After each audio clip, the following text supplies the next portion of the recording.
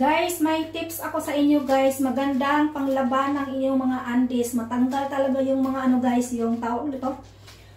Yung mga stains ng inyong undies guys. Maganda siya. Antibacterial pa siya. So, hindi ito sponsored, pero maganda talaga siya pangtanggal ng mga stains. You know, tayo lamang, lalo na tayong mga babae na magkakaroon tayo ng mga stains ng ating undies pag meron tayo. So, ayan.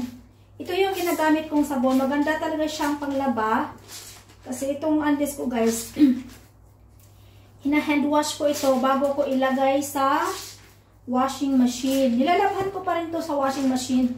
Pero bago ko siya ilagay sa washing machine, i-hand wash ko siya. Pero yung ginagamit kong sabon guys, ito. So, ito maganda siya. Antibacterial siya. Hindi ito sponsored ha. Nasubukan ko lang talaga. Maganda talaga siya. Effective. So, ayan.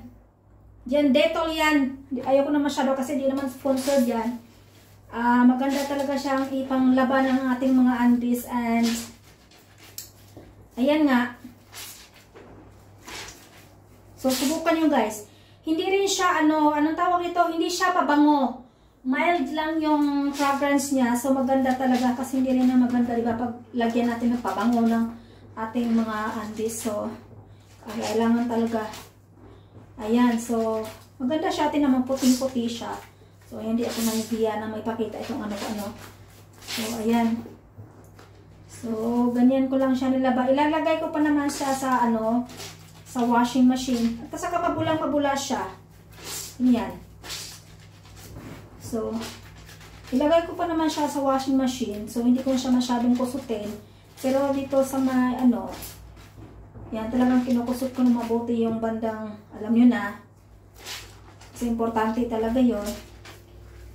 Wala naman mga stains ito. Pero pag, pag mayroon tayong mga babae, kahit pa anong, maglalagay tayo ng pads, meron talaga yung, meron talaga yung, nag-i-stain talaga siya minsan.